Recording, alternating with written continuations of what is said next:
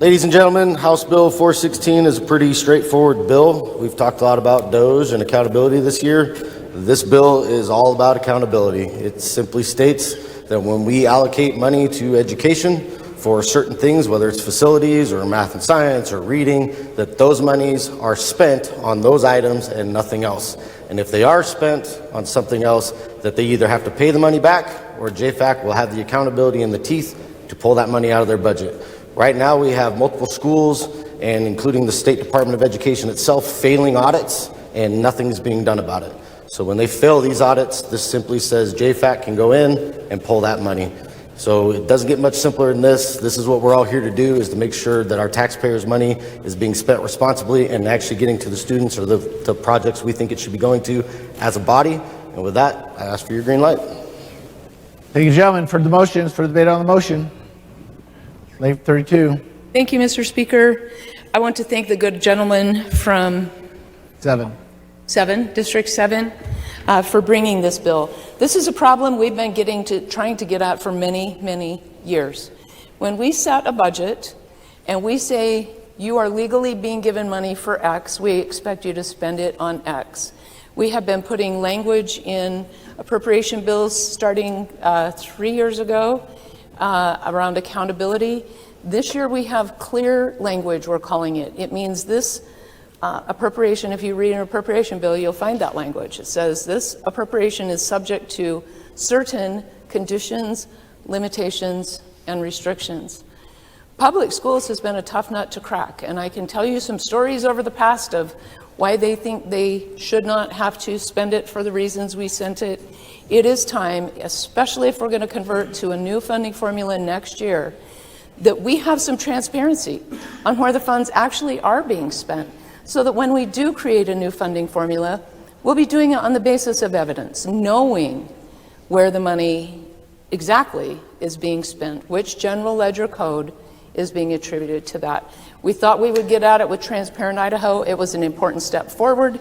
This bill is really important to helping us advance to a more transparent, student-based funding formula next year. Thank you, Mr. Speaker.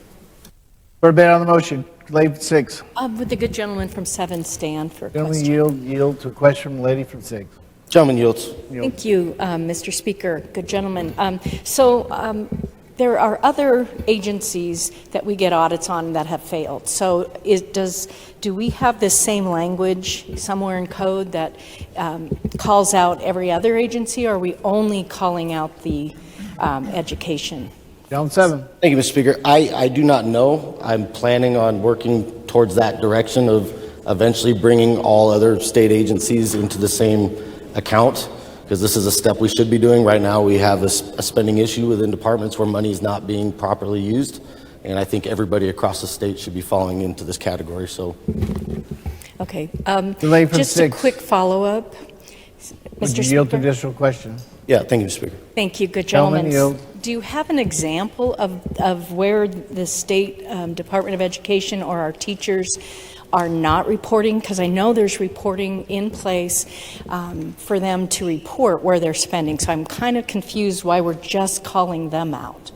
Gentleman 7. Thank you, Mr. Speaker. So there is testimony that's been brought in committee on how money has been misused, whether it was money that schools received for a facility and then they didn't need all that money, so they took whatever was left over and used it for building sidewalks. When we allocate money for facilities, we expect that money to be used on facilities, and if a school gets more than they need and they spend it on something else, you've just shorted another school the opportunity to get some of that facilities funds. So we're trying to just keep everything where it's supposed to be, so it's not being spent on something it's not supposed to be. Thank you, good gentleman. Lane 6. For debate on the motion. Gentleman 33. Thank you, Mr. Speaker. Would the gentleman for 7 yield to a question? Gentleman yield to a question. I will cautiously yield, Mr. Speaker. Gentleman yields. Thank you, Mr. Speaker. Having administered hundreds of millions of dollars of grant money or state money, it's typical in a given big budget like this one would be that they're allowed to move within 10% in categories, because when it's really difficult to stick to an exact dollar amount every time. And so I was just curious if there's any leeway in that percentage-wise, or are you saying that this is exactly what they're allocated, that's all they get? Gentleman 7. Thank you, Mr. Speaker. My understanding is it's exact. If we give money, like they already do this, there's already an audit system in place, and there's certain things that we allocate to them that they have to line item audit. Technology, for example, with computers and things like that. So if we're giving them the money for that, and then they take 10% of that, and they're like, we don't need it here, we're going to spend it somewhere else. That's what this bill is going to do, is going to stop that, because that money could go to another school that needs it for technology. The whole point is to stop people from taking money that could go to another school and using it for something that it wasn't intended for. Thank you, Mr. Speaker. Could I debate the bill for a sec? Gentleman 33 has the floor to debate the bill.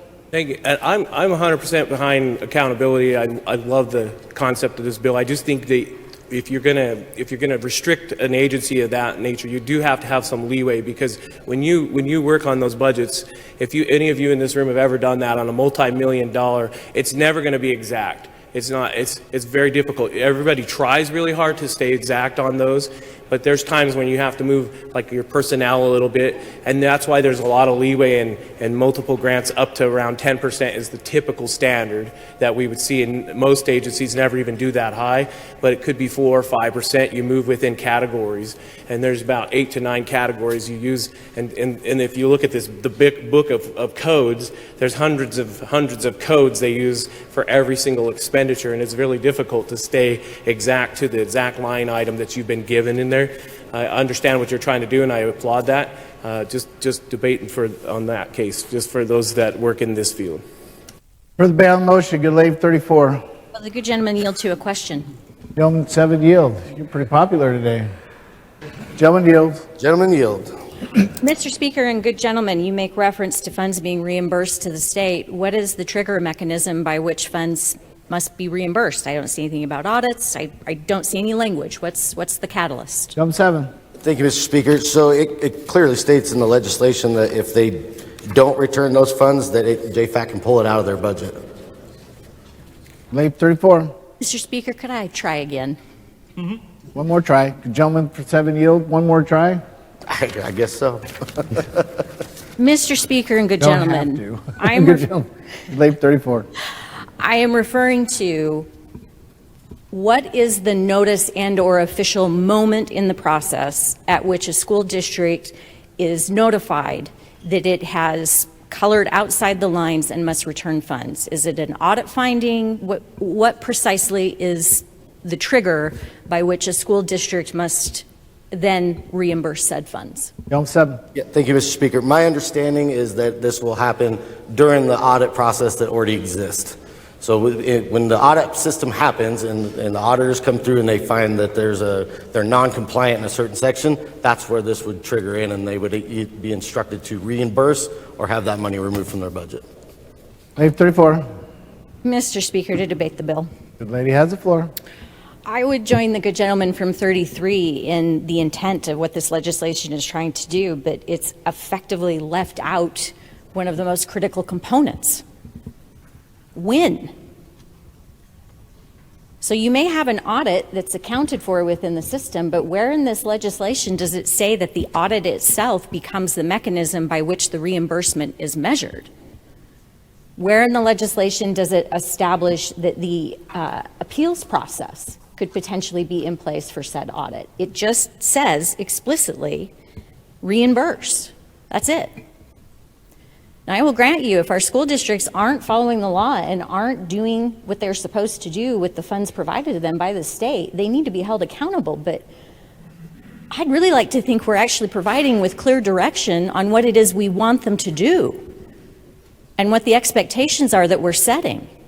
In this instance, this legislation doesn't get to that point of providing clarity for the districts and is going to result in a back and forth discussion between the department and the individual districts, increasing the administrative costs and burdens. If we want accountability, let's actually pursue accountability, but do so in a way that's effective. I urge your red light. Gentleman 26. Mr. Speaker, for debate against, please. Gentleman has the floor. From a little different view of this and a little bit higher level issue is I don't see the benefit of trying to micromanage local school boards. They're elected by the by the people of their community to manage their school districts. To me, it's a bit disrespectful to think as the legislature we know better than any locally elected school board. If you look at which direction we're going and why, the state of Idaho has been comfortable handing out $5,000 tax credit checks with, for my view, absolutely no strings attached to them. And now out the other side of our mouth, we want to micromanage every single dollar that happens. I agree with my colleague behind me that when you're talking these kinds of money, doing bids, paying for projects, there's no way to get everything to come out exactly. It's a great attempt, but to me it's in totally the wrong direction. For debate, gentleman from 21, Thank you, Mr. Speaker. To debate in favor of the bill. on that floor. Thank you, Mr. Speaker. I just want to address some concerns that brought up, particularly from the gentleman from 33.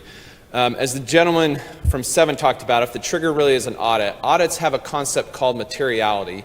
And in the spirit of the good gentleman from 7 who likes to confess all his sins on the floor, once upon a time I was an auditor, so I understand this concept. It doesn't have to be exactly to every penny and every dollar in the audit. There's a level of threshold where it's immaterial, where it doesn't have to be exactly there. And so if this is dependent on an audit, then it's going to be a material difference, meaning a substantial difference in how the funds were meant to be spent. And with that, Mr. Speaker, I'd urge your green light.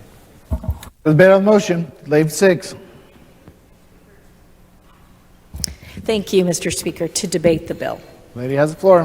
Thank you. I too really am supporting accountability, and we've all been talking about accountability.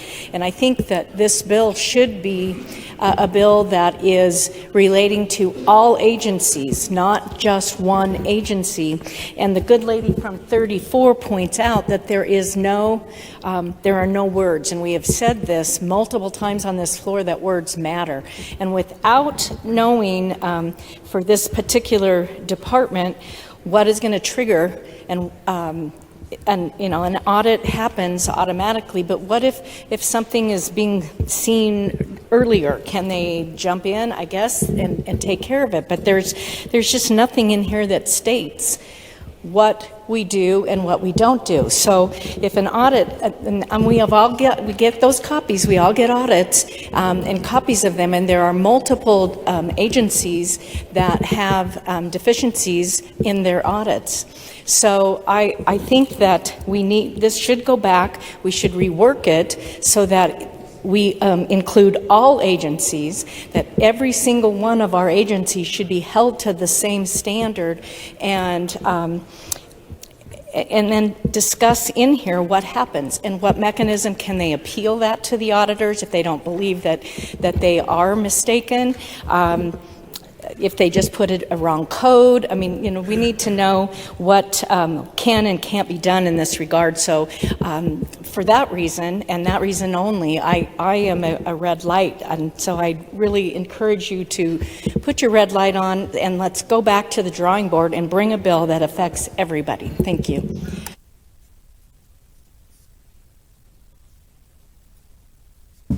For the vote on the motion, gentleman from 1. Mr. Speaker, to debate the motion. Gentleman has the floor.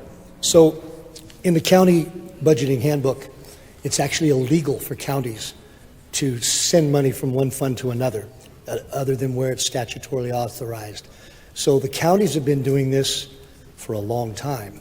I remember when I was a county commissioner, we had to prepare a resolution to declare if we were going to move money from one budget to the other. And at the end of the year, I realize the state budget is bigger, but it's always been my contention that if you can manage a household budget, basically what a county and a state budget is a whole bunch of those budgets added together. And at the end of the county year, we were managed down to the penny. I don't think that's impossible in this day and age of multiple access to computerized programs to do this. It was done with handwritten ledgers for many, many years. So I think this is a good bill. It's a good start. I'm sure the good man from 7 has other plans for adding agencies in, but I think this is a good start, and it will give us a template to work with. I urge your green light. For debate on the motion. Hearing none. Oh, we got a bunch. Good lady from 19. Thank you, Mr. Speaker, to debate the bill. Lady has the floor. I really appreciate what both the good lady from 32 and the good gentleman from 7 are trying to do. I just want to continue on to what the good lady from 34 said. The issue with this is it's a cart before the horse. In education, spending is so nuanced, and right now, we just do not have a QuickBooks-style accounting system that would allow for each one of these individualized things to happen that I do agree we want to have transparency. But we're about to get a lot more nuanced, I think, in our education spending, and to demand accountability when those specifics do not currently exist is going to put a lot of strain on the state and on our school districts. It was testified in committee that this would cost a lot of money in new staffing at the state level for this new auditing system, and then massive staffing at the district level to train, to update, to try and itemize every single thing to make sure that it's accountable.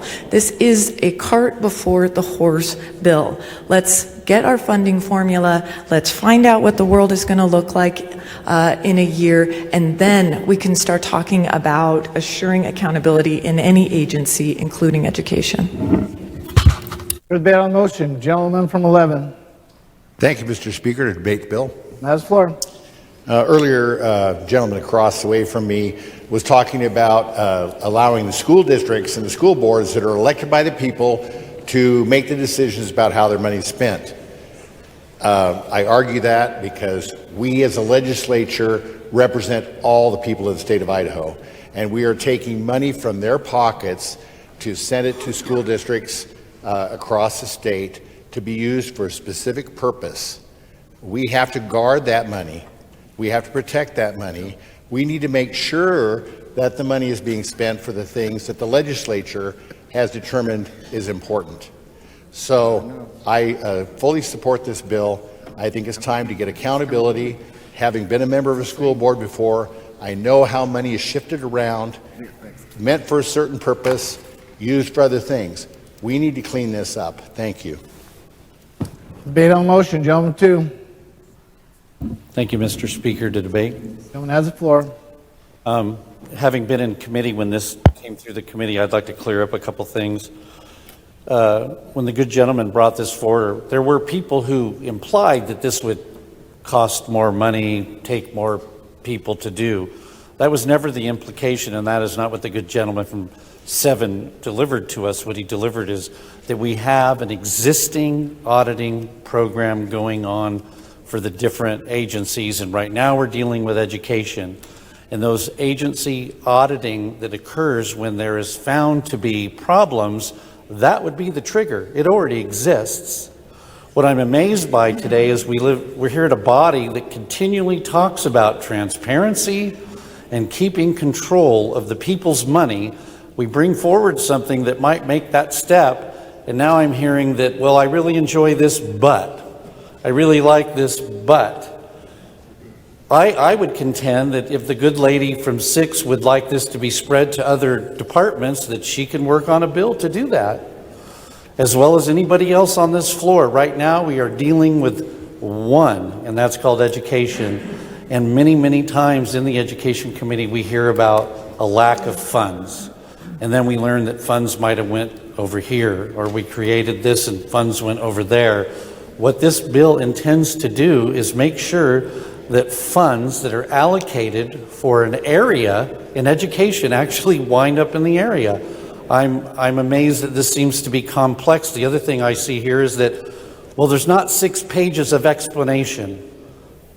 No, there is no confusion. It's very direct, it's very short, it's very concise. I think it's very clear that it needs a green light. Thank you very much.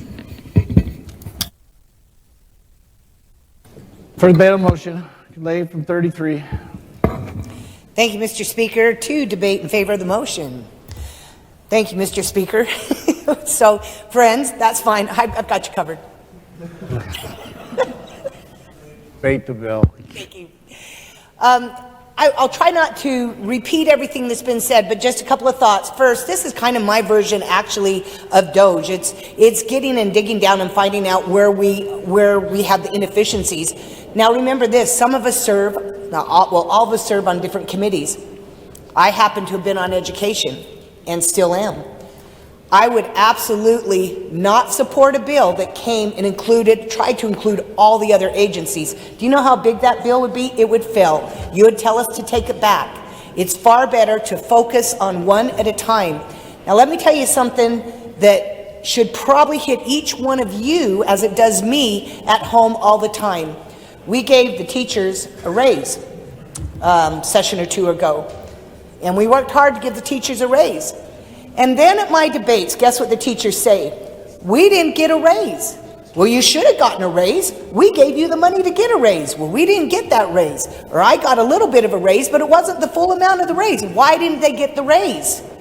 Because they didn't have to spend the money as we directed them to get the raise. So now we're on the hook again because we don't support our teachers with the raise. When I give money and vote to give money for a raise, by gosh, I expect all that money to go to the teachers for a raise. That's what we're dealing with. Give this the green light. Further debate, gentleman 25. Yes, Mr. Speaker. I'd like to ask the lady from 32 a question, if I may. Lady 32 yields a question. Yeah. The lady yields. Yeah, good lady. You just heard the testimony about the teacher salaries, and I'm wondering if you could explain better when we said we were going to give $6,400 for every teacher, why every teacher didn't get $6,400. Lady 32. Mr. Speaker, good gentleman from 25? 25. 25? Yes? I would be delighted to explain that because it gives me an opportunity to make another pitch for a new funding formula next year.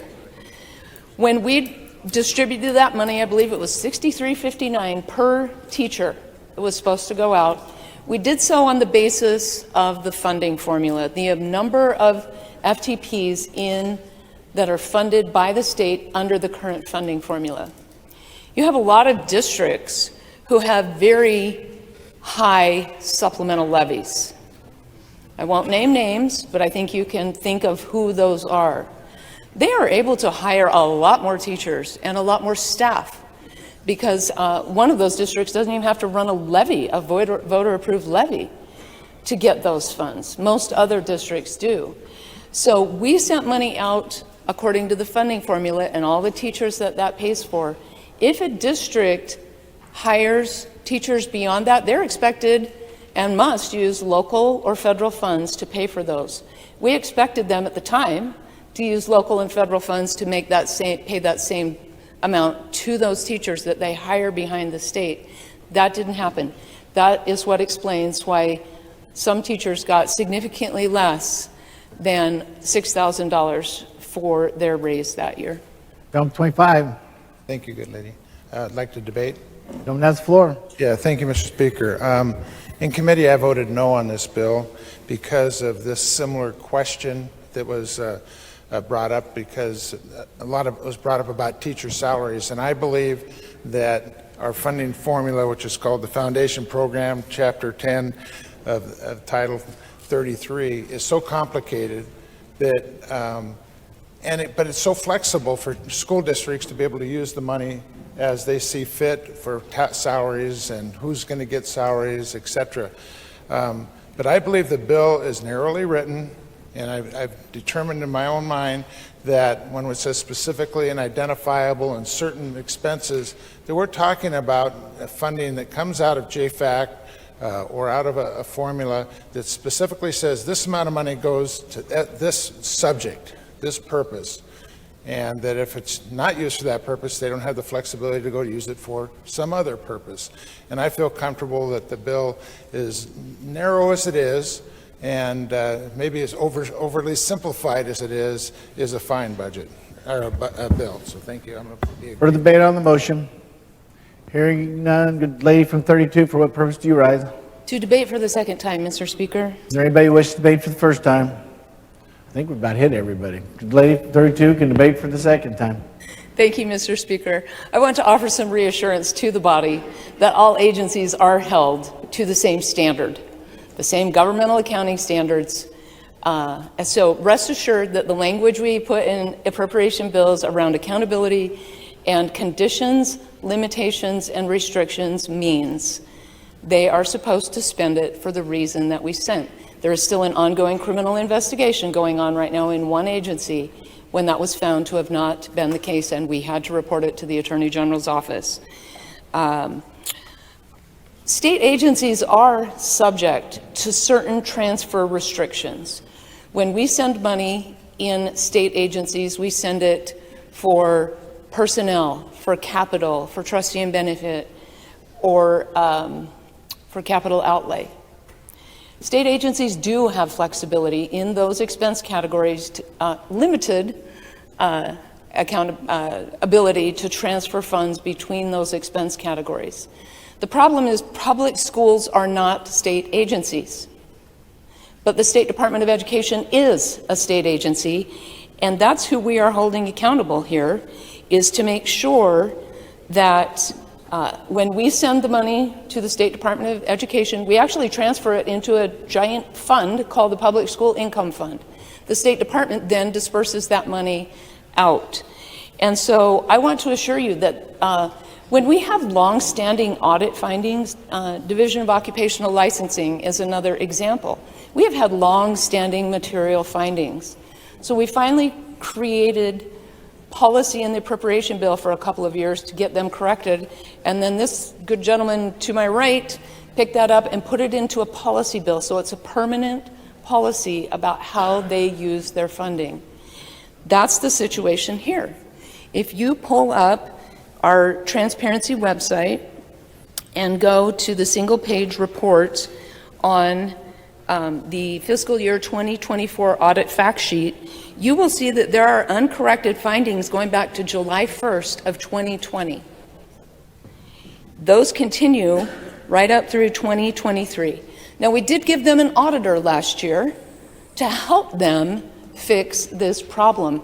But right now, these material findings are a reflection of the State Department being unable to verify the accuracy of payments to school districts to the tune of over $3 billion. That needs fixed. Beyond that, some of the money that we do send we call discretionary. That means it has no strings. You can spend it on whatever you need to spend it on. If that's health insurance, if that's more salary money, if that's athletics, if that's full-day kindergarten. Actually, I shouldn't say literacy. You can use the literacy money for that. But districts are using that for full-day kindergarten. They can use discretionary for kindergarten, because they can use it to pay salaries, which is what pays the difference between what the state sends for a half-day and what a district might spend for if they're choosing to offer full day. So this, I applaud the good gentleman. He worked with our auditors actually to get this language, and it is our duty to make sure that the taxpayer funds we're in charge of are spent according to the law, and this is going to help us do that. I would again ask for your green light. Thank you. For debate on the motion, good lady from 19 for the second time. Good lady has the floor to debate the bill. Thank you, good speaker. And I just wanted to comment on that because I think what was just brought up helps us answer the question about why teachers didn't get that full salary. It is because the formula, again, a cart before the horse, is such that the state does not, in the case of kindergarten, actually pay for the full salary of a kindergarten teacher. And so when you get that lump sum and you say 6% for, every teacher, but you don't actually pay for all those teachers, then they have to distribute it out. So now if you've got 30 full-day kindergarten teachers that you've got to supplement half of their salaries, that's going to reduce the amount for every other teacher as to their raise. And then we add on other situations like specialists, and that's that's what happens. Those are the kind of nuances I am talking about here. It is not so cut and dry as to say, well, they didn't use it for this or they moved it around for that. There are reasons. And I heard that there's lots of transparency and there's lots of accountability in the appropriations. So let's make sure that we have all the specifics that we are requiring before we demand that requirement.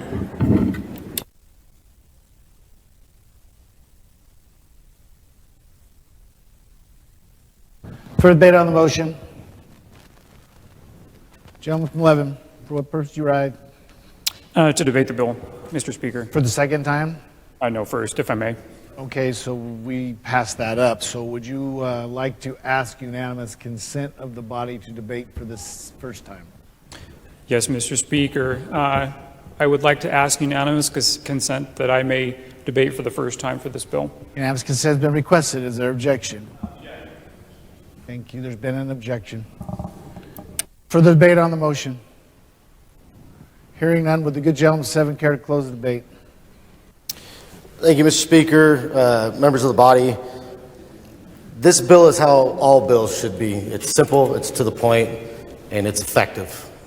We don't need 15-page bills, we don't need 8-page bills, we don't need 4-page bills. We need accountability. This bill simply gets to the accountability. Right now, there is zero accountability. When these schools and these State Department of Education, the State Board of Education, there's audits that exist where they've been out of compliance for over 6 years and nothing's being done to fix it because there is no accountability. For some reason, this bill keeps turning into a teacher pay bill. This is not a teacher pay bill. This is a bill that deals with allocated funds, directly allocated funds. So it's not general funds, it's not discretionary funds, it's allocated funds. So when we allocate funds to technology for computers and we give a school $20,000 and they use 10, they have to give 10 back. It doesn't need a trigger, it doesn't need anything. These schools know when they receive money for a certain purpose, it has to be used for that purpose. It's in their audit, it exists already. When it is a line item allocation, they know that that money is only for that line item. And if they use it for something else, they know they are using it wrong. It is misappropriation of funds. This bill simply gives JFAC the teeth to take the money back if they don't give it back to us willingly. This is as easy as it gets. I'm asking for your green light. Thank you. Thank you, gentlemen. Debate is closed. Question is House Bill 416 passed the House.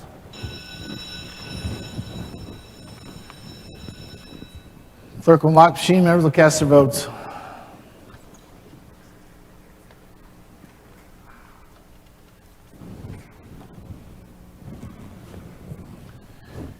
Has every member voted? Does any member change their vote? The clerk will lock the machine and report the pairs. Thompson votes aye. Galaviz votes nay.